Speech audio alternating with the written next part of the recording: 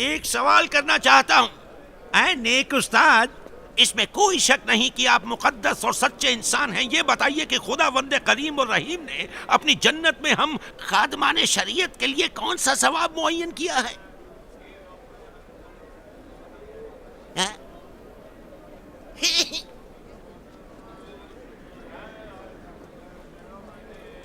ان لوگوں سے بچو جو تم کو صرف زبان سے برکت والا کہتے ہیں، کیونکہ وہ تمہیں اس طرح دھوکہ دیتے ہیں جس طرح شیطان نے ہمارے پہلے ماں باپ آدم اور حوا کو دھوکہ دیا ہے۔ تم کیا تم کو نہیں معلوم کہ خداوند پاک کے علاوہ کوئی صالح نہیں ہے؟ خداوند عالم نے اشعیا نبی میں بلا وجہ نہیں فرمایا تھا، اے میرے بندو، وہ جو تمہیں صرف زبان سے بابرکت کہتے ہیں وہ دراصل تمہیں دھوکہ دیتے ہیں۔ اے کاہنوں اور فریسیوں، چونکہ تم لوگ خدا کی شریعت کے مطابق عمل نہیں کرتے ہو اور جنت کے دروازوں کو خدا کے بندوں پر بند کرتے ہو، نہ تو تم خود ہی اس میں داخل ہوتے ہو اور نہ ہی کسی اور کو اس میں جانے دیتے ہو، اس لیے تم پر افسوس ہے۔ اے اندھے رہنماؤ، اے کاہنوں، تمہاری باتوں کا جواب دینا ضروری ہے۔ تم نے مجھ سے پوچھا کہ خداوند عالم تمہیں اور تمہارے ساتھیوں کو قیامت میں کیا ثواب دے گا؟ تو سنو، جو لوگ پیسوں کے لالچ میں کام کرتے ہیں وہ کام لینے والے سے بھی محبت نہیں کرتے۔ اے کاہنوں اور فریسیوں، خاص طور پر ستون کے پیچھے چھپ کر میری آواز سننے والے کاہنوں کے سردار، یہ جان لو کہ خداوند عالم نے اشعیا نبی کے ذریعے جو بات کہی میں اسے آشکار کر رہا ہوں۔ خدا نے فرمایا کہ میں نے جن بندوں کی پرورش کی اور جنہیں شان اور عظمت دی، انہوں نے مجھے رسوا کیا۔ صحیفہ اشعیا میں موجود خدا کی باتوں کا میرے سوال سے کیا تعلق؟ بتائیں۔ کیا تعلق ہے؟ تم مجھے بتاؤ کہ خدا کے اتنے رحم و کرم کے بدلے بنی اسرائیل نے کیا کیا؟ انہوں نے کتنے پاک تینت پیغمبروں کو قتل کیا، انہوں نے امر نبوت کو کتنا خراب کیا، انہوں نے الہی شریعت کے احکام کی کتنی نافرمانی کی۔ تم کاہنوں کے گناہوں کی وجہ سے کتنے ہی لوگ دین چھوڑ کر بت پرست ہو گئے۔ وائے ہو تم لوگوں پر کہ اپنے گھٹیا اعمال سے حکم خدا کے اس قدر توہین کرتے ہو، اس کے باوجود مجھ سے پوچھتے ہو کہ خدا تمہیں جنت میں کیا دے گا؟ اے عیسیٰ، ہمیں بتاؤ اے عیسیٰ کہ کس قانون اور شریعت میں آیا ہے کہ نرم اور اچھی باتوں کا جواب تلخ لہجے میں دیا جائے؟ ہیں؟ خدا کی قسم، تم مجھ سے ہرگز چاپلوسی کی باتیں نہیں سنو گے، اور میں تم لوگوں سے حق کے سوا کچھ نہیں کہوں گا۔ اب توبہ کر لو اور خدا کی طرف پلٹ آؤ، جس طرح تمہارے آباء و اجداد نے کیا۔ اپنے دلوں کو سخت نہ کرو۔ خداوند عالم کے جلال کی قسم کہ میں اس شخص کی ایک بھی بات سمجھ نہیں پا رہا ہوں۔ اے عیسیٰ، کیا تمہاری نظر میں ہم کاہن اور فریسی لوگ خدا اور اس کی مخلوق سے بے خبر ہیں؟ حقیقت میں تم لوگ ایسے سواروں کی طرح ہو جو کہ تیز رفتار گھوڑوں میں تو دلچسپی رکھتے ہو لیکن راہ خدا میں جنگ کرنے میں کوئی دلچسپی نہیں رکھتے۔ تم لوگ ان عورتوں کی طرح ہو جو کہ اچھے کپڑوں کو تو پسند کرتی ہیں لیکن اس امت کے یتیموں سے کوئی ہمدردی نہیں رکھتی ہیں۔ تم کاشتکاروں کی فصلوں سے تو دلچسپی رکھتے ہو لیکن ان کی مدد کرنے سے گریز کرتے ہو۔ تم مچھلی کے لذیذ گوشت کو تو بڑے شوق سے کھاتے ہو لیکن مچھلی کے شکار میں ماہی گیروں کی زحمتوں اور تکلیفوں میں شریک ہونے میں کوئی دلچسپی نہیں رکھتے ہو۔ تم لوگوں کو ان بیچاروں کے تھیلوں سے پیسے نکلوانے میں بڑا مزہ آتا ہے لیکن خدا کے بندوں کی خدمت میں کوئی دلچسپی نہیں۔ اب تم مجھے بتاؤ کہ ایسی حالت میں خدا تمہارے ساتھ کیا کرے گا؟ تم لوگ اس دنیا میں بغیر پریشانی کے ہر سہولت کو حاصل کرنا چاہتے ہو۔ بے شک خدا تمہیں روز جزا ایسی جگہ دے گا جہاں سہولت کے سوا صرف پریشانی ہی پریشانی ہوگی۔ جو لوگ عبرت و نصیحت لے سکتے ہیں وہ تم سے عبرت لیں۔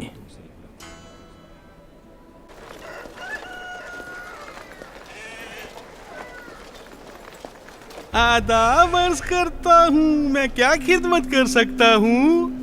جلیلی کاہن کہاں ہے؟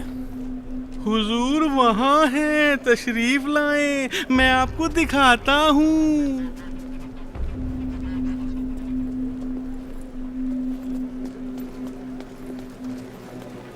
تشریف لائیں، حضور وہاں عبادت خانے میں ہیں، تشریف لائیں ادھر تشریف لائیں۔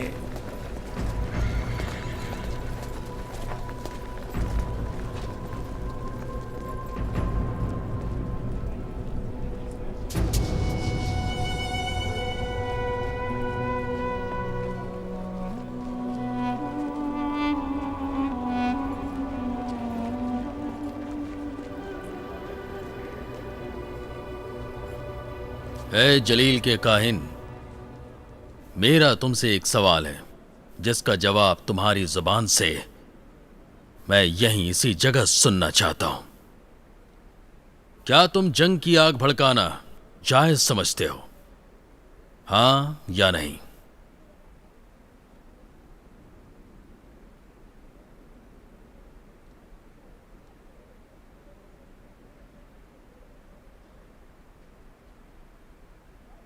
ہمارا دین ہمیں بتاتا ہے کہ ہماری پوری زندگی ایک جنگ ہے۔ میں تمہاری بات سمجھا نہیں۔ کیا تم ہمیں اپنے دین کی طرف دعوت دے رہے ہو؟ کہیں ایسا تو نہیں کہ تم یہ چاہتے ہو کہ ہم اپنے خداؤں کو چھوڑ کر تمہارے ایک خدا کی پیروی کریں؟ اس خدا کی جو ہر جگہ ہے اور آج تک کسی نے اسے نہیں دیکھا۔ ہو سکتا ہے کہ اصل میں وہ ہو ہی نہیں۔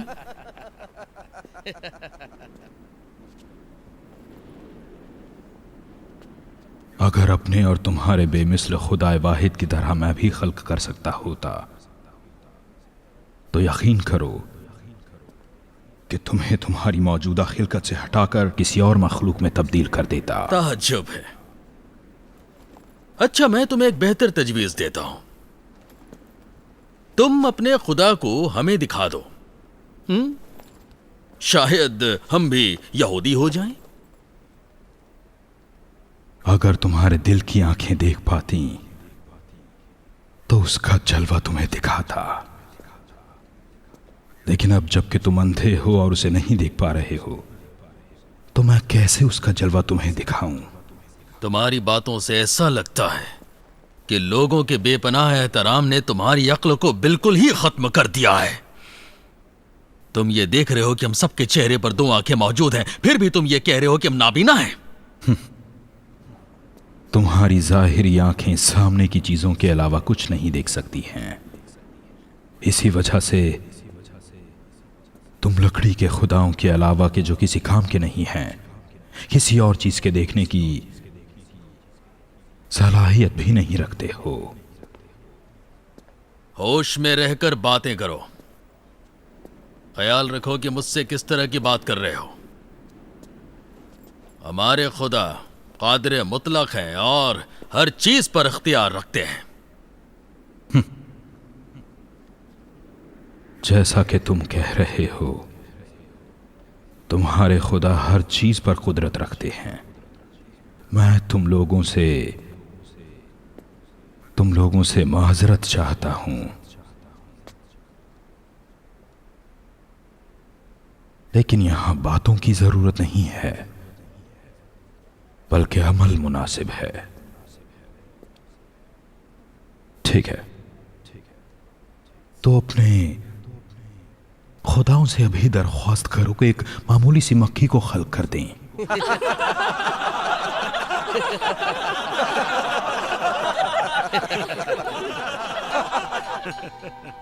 जब तुम्हारे खुदा एक मामूली सी मक्खी को पैदा करने की ताकत नहीं रखते, तो मैं ऐसे खुदाओं के लिए उस एक खुदा को भी नहीं छोड़ सकता कि जिसने एक खल में से पूरी कायनात को खल्क किया है, वही खुदा के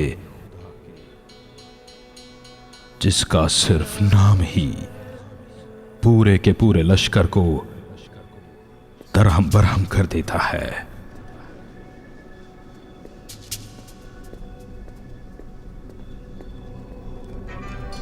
गिरफ्तार कर लो इसे। इताअत इताअत हुजूर। मैं तुमसे कह रहा हूं, इसे गिरफ्तार करो। फंस गई है, बाहर नहीं निकल रही है।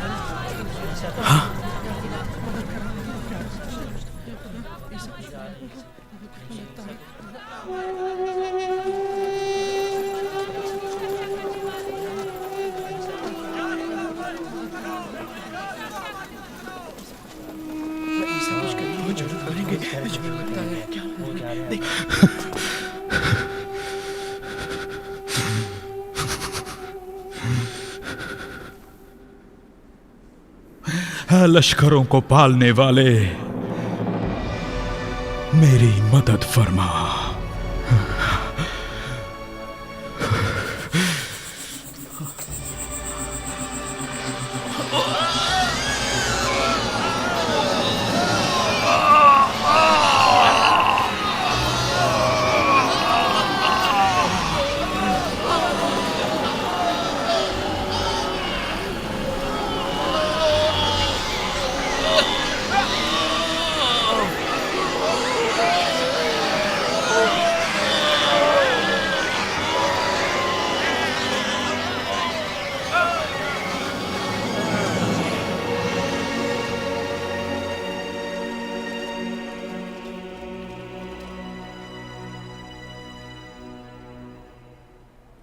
हुजूर वाला आली जनाब, मैं आपके पास ही आ रहा था कि ईसा से मुताल्लिक कहूं। खामोश हो जा।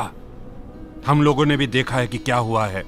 इसने इस काम को शैतान के जरिए किया है। जनाब वजह फरमाया आपने, मैं भी यही कहना चाहता था। जनाब, रूबेन ने ठीक कहा है। एक तजवीज है। जलील के उस जादूगर ने इबादतगाह पर भी जादू कर दिया है।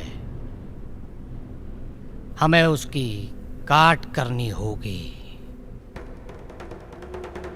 आज रात ही पूरे माबद को सलबाम के मुकद्दस तालाब के पानी से पाक करना होगा। रूम की सेनेट सन 32 ईस्वी। ये एक ऐसा मौजू है कि जिसे नजरअंदाज नहीं किया जा सकता है और ना ही यह बात आसानी में से इसे मद्देनजर रहे कि ऐसे हालात में पूरी तरह से एहतियात करनी पड़ेगी। ठीक है। बेशक सेनेटर, इस बात को ना भूलिए कि शहंशाह के हुक्म के मुताबिक रोम के शहर के अंदर फौज की छावनी नहीं है। वहाँ नहीं था। तो आप क्या करने का इरादा है? पता नहीं। इसलिए नहीं जानते कि बयान नहीं करना चाहते हो? नहीं भाई। मेरे दोस्त, फौज तो नहीं है लेकिन हिफाजती दस्ता जरूर है। शहंशाह का हिफाजती दस्ता? क्यों नहीं? मुहाफिज किसी से डरते नहीं और हमेशा अपने वली नेमत के वफादार रहते हैं, चाहे वली नेमत कैसा ही क्यों ना हो। हाँ, उनका दिल जीतने के लिए वक्त और पैसा जरूर खर्च करना पड़ता है। लेकिन शहंशाह? शहंशाह? बिल्कुल, इस बात को ना भूलो कि सेनेट की मौजूदा परेशानियों में से एक शहंशाह भी है। या तो वो सेनेट के हक में गैर जानिबदार रहेगा या उसको ऐसी जगह भेज देंगे जो सजानूस कहेगा। मेरे दोस्त, हिम्मत से काम लो, सब्र ज़ब्त का मुजाहिरा करो। अभी सुजानूस के सामने पहुंचकर आज के जलसे का आगाज करते हैं। उसका बस यही एक रास्ता बचा है। हाँ, यही बेहतर है। बहरहाल जलसे के नतीजे का इंतजार करना होगा। सेनेट को ऐसे वक्त में जरूर फैसला करना चाहिए। अलबत्ता मुझे इस वक्त कुछ बेहतर उम्मीद है। ठीक है।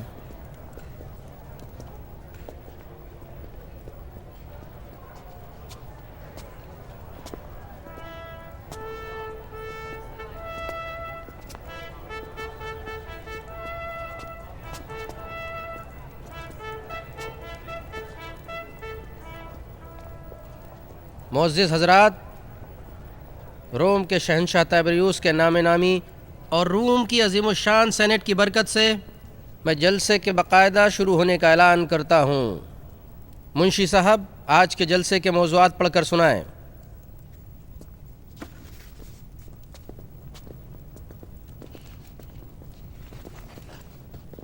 पहला मौजू, آشور اور بین النہرین کے علاقوں میں فول میناتا کی 12ویں بٹالین کے اعلیٰ کمانڈر کے نمائندے پروکنسول آنتونوس فیلکس کی شکایتوں کی سماعت ہے۔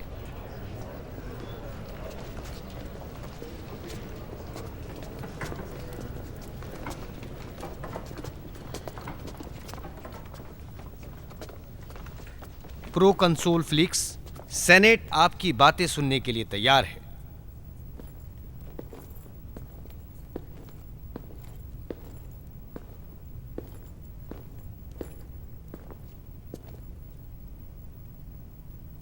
صدر محترم اور سینٹ کے معزز ممبران، بہت افسوس کی بات ہے کہ آج مجھے مجبوراً سینٹ کا بہت قیمتی وقت لینا پڑا، اور اسی طرح سینٹ کے معزز ممبران، برائے مہربانی موضوع سے باہر نہ جائیں۔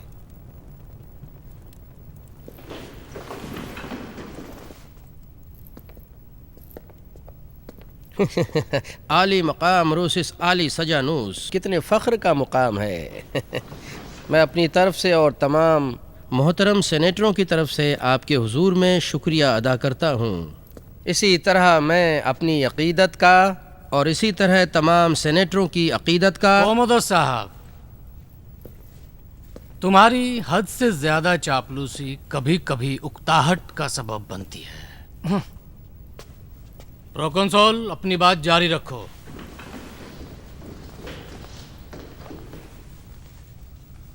میں آج یہ کہنے آیا ہوں کہ روم کے اقتدار کے حدود میں ریاست فلسطین کے حالات خطرناک ہیں اور ہمارے پروکراتور کے قابو سے باہر ہیں، اور اسی وجہ سے وہاں اب یہ نوبت آ گئی ہے کہ ایک شریف شہری اور لائق جان نثار کمانڈر کی دن دہاڑے توہین کی جا رہی ہے۔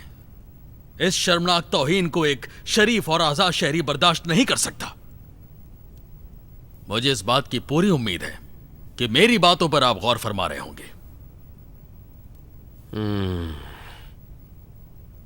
اگر روم کی سینٹ میری حیثیت کو لوٹانے کی طاقت نہیں رکھتی تو مجبوراً مجھے اسی وقت آشور اور بین النہرین کے شہنشاہیت کی فوجی کمانڈری کا حکم نامہ سینٹ کے سامنے لوٹانا پڑے گا۔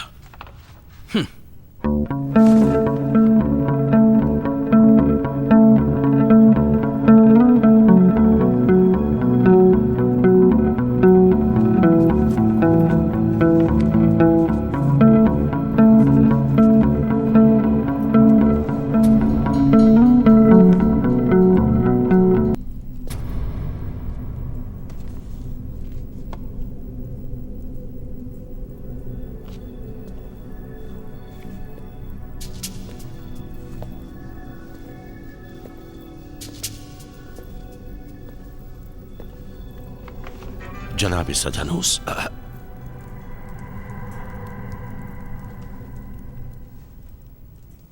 یروشلم کی عبادت گاہ میں میرے اور میرے ساتھیوں کا کھلم کھلا مذاق اڑایا گیا، اور یہاں تک کہ ہم پر حملہ بھی کیا گیا،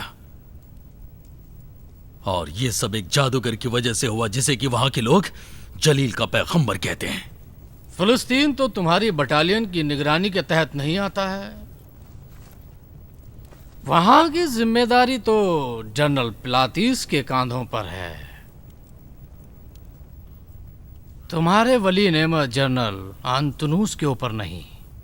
لیکن ہم یہودیوں کے مذہبی رہنماؤں کی درخواست پر وہاں گئے تھے۔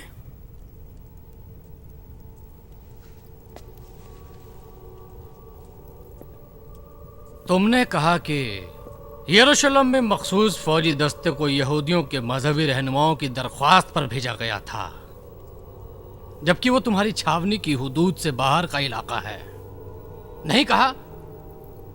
تو کیا یہ اچھا نہیں ہوگا کہ جلیل کے جادوگر یا وہ جو کچھ بھی ہیں ان کی باتوں کی بجائے عظیم الشان محل بلکہ عظیم الشان عبادت گاہ کے بارے میں ان معزز سینیٹروں کو کچھ بتاؤں؟ کیا آپ لوگ سمجھ رہے ہیں نا؟ البتہ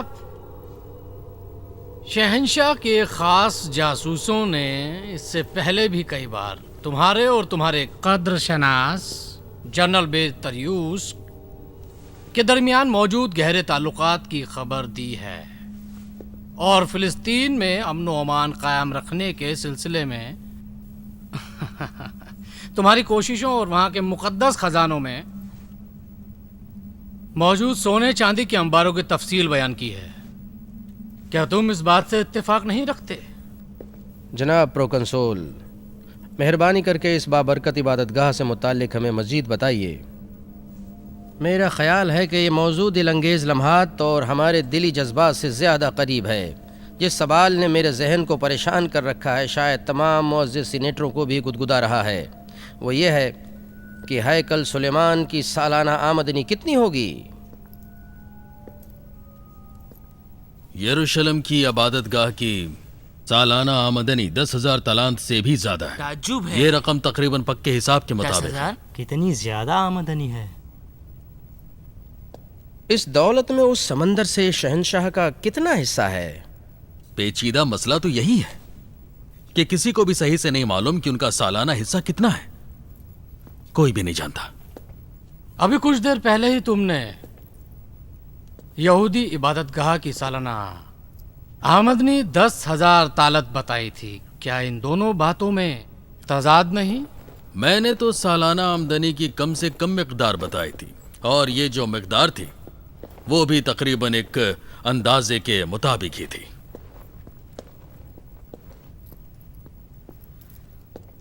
اس سلسلے میں سلطنت کے تمام مالی امور کے عہدیداروں کا حساب کتاب تخمینی اور اندازوں پر ہی ہے.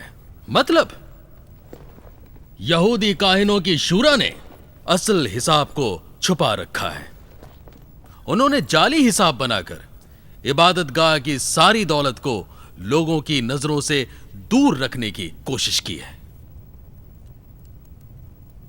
فی الحال فلسطین کی بد امنی میں امن و امان کا نہ ہونا اس عظیم دولت کے لیے ایک بہت بڑا خطرہ ہے.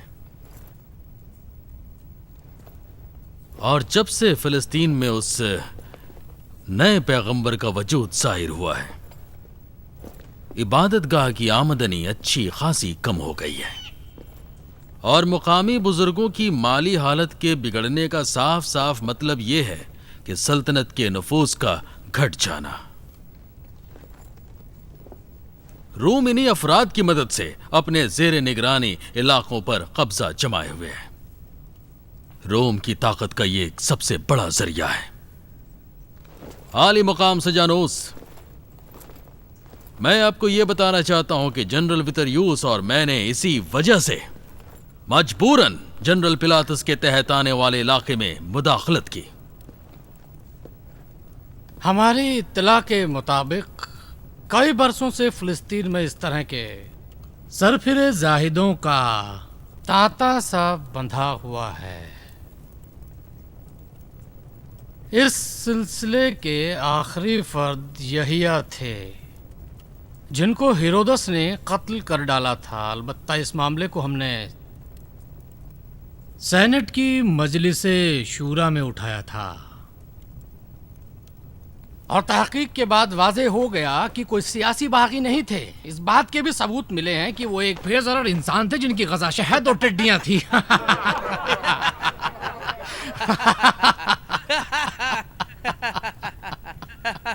اب جناب پروکنسول، آپ ہی بتائیں کہ حقیقت میں یہ آدمی کیا ہے؟ وہ یحییٰ کا رشتہ دار ہے، جلیل کا رہنے والا ہے، اور اس کا نام عیسیٰ ہے. وہی جسے قتل کر دیا گیا. کچھ لوگ انہیں عیسیٰ ناصری بھی کہتے ہیں. جب سے اس نے سر اٹھایا ہے روز بروز بڑھتا جا رہا ہے. اکثر یروشلم، یہودیہ اور جلیل کے علاقوں میں ہلچل مچی رہتی ہے. وہ کیا چاہتا ہے؟ وہ ایک خطرناک باغی ہے. باغی؟ کس طرح کا؟ سینٹ نے 2 مہینے پہلے ہی جنرل پلاتس کی درخواست پر اس شخص سے متعلق 2 خصوصی قانون وضع کیے تھے. کیا تمہاری نظر میں سینٹ اور سزانوس بھی باغی ہو گئے ہیں؟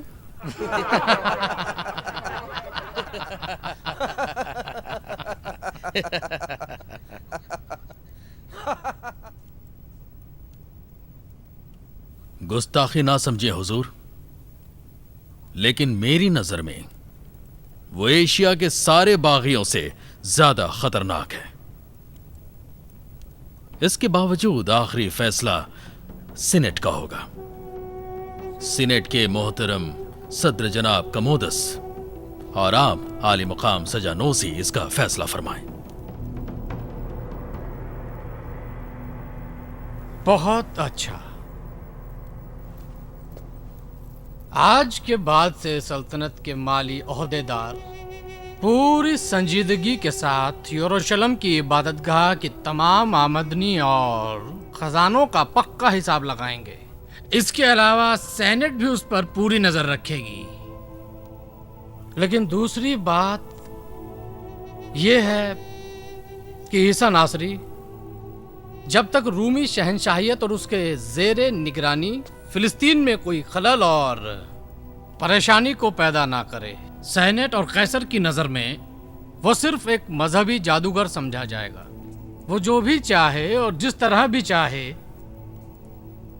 اپنے جادو سے لوگوں کو تفریح فراہم کرے تو کرنے دو۔ اس علاقے کے بے کس لوگ آسمانی افکار میں جتنا زیادہ مگن رہیں گے، رومی شہنشاہیت کے حق میں اتنا اچھا ہوگا، اگرچہ خود ان کے لیے بھی یہی بہتر ہوگا۔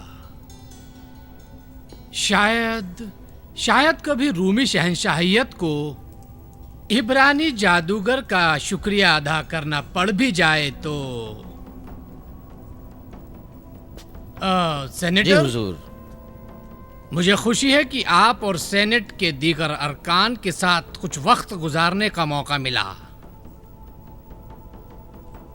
شہنشاہ تیبریوس آپ لوگوں سے راضی ہیں، یہ بتاتے ہوئے مجھے خوشی محسوس ہو رہی ہے۔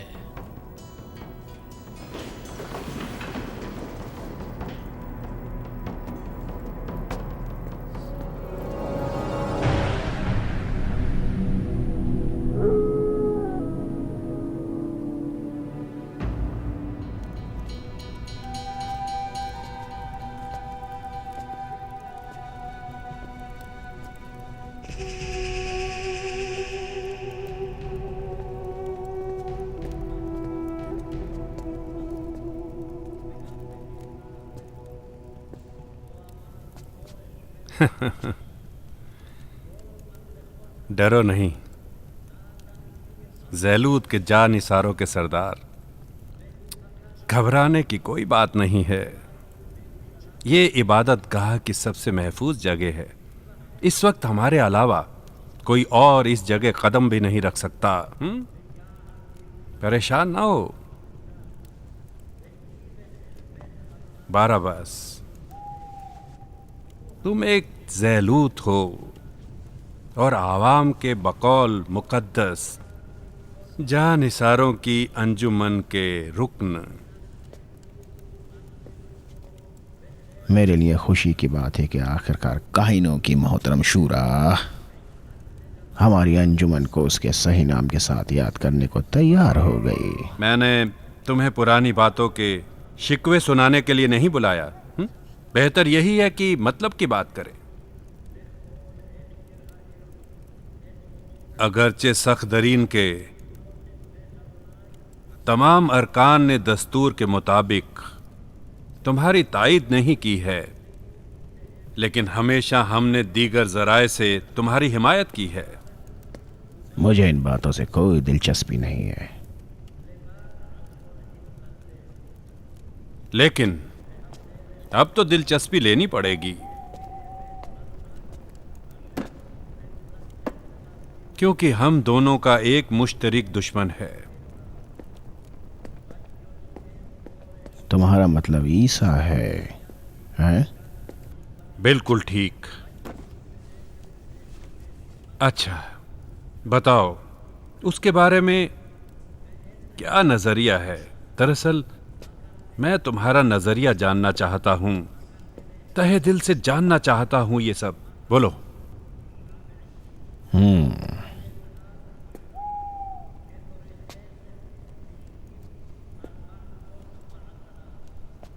انجمن کا اس سے کوئی تعلق نہیں، اس کے آتے ہی ہمارے ارکان میں تفرقے کا بیج پڑ گیا، یہاں تک کہ ہمارے کچھ آدمی اس کے پیرو ہو گئے۔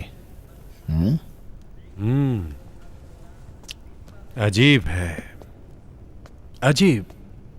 ان کو روکا کیوں نہیں گیا؟ کوئی فائدہ نہیں تھا، ان کے دماغ کو خراب کر دیا گیا تھا۔ ناصری جادو کرتا ہے، میں ثابت کر سکتا ہوں کہ وہ جادو کرتا ہے، ورنہ وہ جو کام کرتا ہے وہ سب ناممکن ہے۔ یحییٰ بھی نبی تھے، لیکن انہوں نے کسی معجزے کا دعویٰ نہیں کیا۔ اس کے بارے میں اور کیا جانتے ہو؟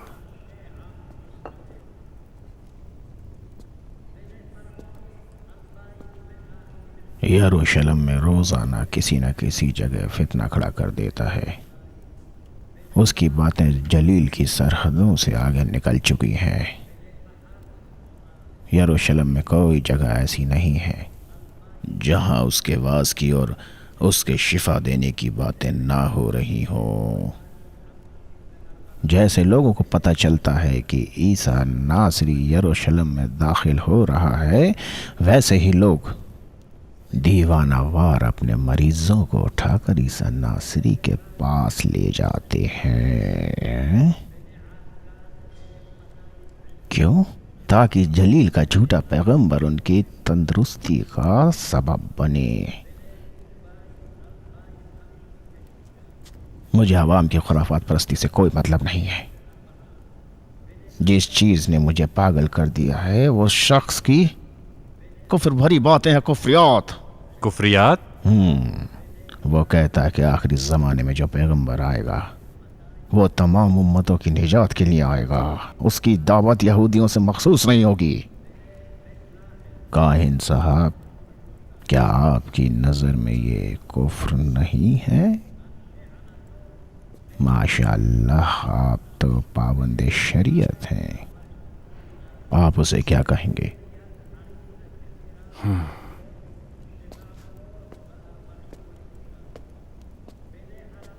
یہ تو خاص بات نہیں، اس نے تو اس سے بھی بدتر کہا ہے۔ ہمیں یعنی ہارون کے جانشینوں اور موسیٰ کی شریعت کے خادموں کو، سخت درین کی مقدس شورا کو، 71 پارسا کاہنوں کو ناگزادوں کا لقب دیا ہے۔ سلیمان کی مقدس عبادت گاہ کا نام چوروں اور شیاطین کا غار رکھا ہے۔ کیا یہ تم جیسے باعزت جان نثار یا باعزت زیلوت کی توہین کے لیے کافی نہیں ہے؟ کیا تم موسیٰ کی امت کے محافظ نہیں ہو؟ کیا تم زیلوت لوگ یہ نہیں کہتے تھے کہ اسرائیل کی امت ایک مسیحا کی آمد کی منتظر ہے کہ جس کے آنے سے اغیار کے شر سے نجات ملے گی؟ کیا تم نے ان کے عقائد کے لیے خود کو خطرے میں نہیں ڈالا اور رومیوں کا قتل نہیں کیا؟ کیا اب تک تمہیں اس کا کچھ فائدہ ہوا؟ بولو، بتاؤ مجھے کہ تمہیں اس کا کوئی فائدہ ہوا؟ پتہ نہیں۔ تمہیں پتہ نہیں لیکن میں سب جانتا ہوں۔ اس سے بہتر راستہ بھی ہے باراباس۔ اس وقت تمہارے پاس بہترین موقع ہے، تم اور تمہارے ساتھی انہی علاقائی لوگوں کے ساتھ مناسب موقع کی تلاش میں رہو۔ شاید لوگ کچھ دن اس ناصری کے شیطانی ہتھ کنڈوں کے جادو میں آ جائیں۔ پہلے مرحلے میں تو تم لوگ در پردہ اس آدمی سے مقابلہ کرو۔ زیلوت افواہوں کی طاقت کو ہلکا مت سمجھو، مگر شرط یہی ہے کہ اپنے خنجر کی طاقت کی طرح سے ہی اس ہنر سے بھی اچھی طرح واقف ہو جاؤ۔ کس طرح کی افواہیں؟ اس کی جڑ تک جاؤ اور اس کے اصلی حسب و نسب کو دیکھو، اس کی ولادت کے واقعے پر انگلی اٹھاؤ۔ हर चीज से अच्छी तरह फायदा उठाओ, लेकिन बहुत एहतियात बरतनी होगी। लोगों को खबर नहीं होना चाहिए कि तुम ही उन अफवाहों को फैला रहे हो। अल मुख्तसर की इन अफवाहों से उसके तरफदारों में फूट डाल सकते हो। अफवाहों के लिए जरूरी नहीं कि उसके खिलाफ ही हों, बल्कि मनफात भी हो सकती हैं। दोनों सूरतों में मुबालगा आराई से काम जरूरी है। लेकिन कायन साहब, मुमकिन है कि ये मुख्तलिफ बातें फ़ायदे के बजाय हमारे नुकसान का सबब बन जाए। नहीं नहीं नहीं, ईसा को एक आम इंसान की हद से ऊपर ले जाओ। समझ रहे हो ना? समझ रहे हो ना बाराबास? थोड़ा थोड़ा समझ में आ रहा है। ये एक मामूली दुश्मन से मामूली जंग नहीं है। ईसा बहुत ज्यादा खतरनाक है। हमें मौके की नजाकत से फायदा उठाना चाहिए और जरूरत के मुताबिक एक साथ रूमी और आवाम की आवाज में आवाज मिलाकर चारों तरफ से उस नाग पर हमला कर देना चाहिए। ऐसी सूरत में तो हम आपके हुक्म के ताबेदार हैं रुबीन साहब। जहां तक हो सके बाराबास, लोगों के दरमियान उस नासरी के मुतालिक अफवाहें फैलाओ। जल्दबाजी में खून खराबे की जरूरत नहीं है। अपने खंजर को नियाम में रख लो। वो लोग खुद ही एक दूसरे पर तलवारें उठा लेंगे। अपने काम के इखराजात की फिक्र ना करो। हम तुम्हारे जरूरी इखराजात को पूरा करेंगे। मेरा मतलब समझ रहे हो ना बाराबास? तुमने समझा मैंने क्या कहा बाराबास?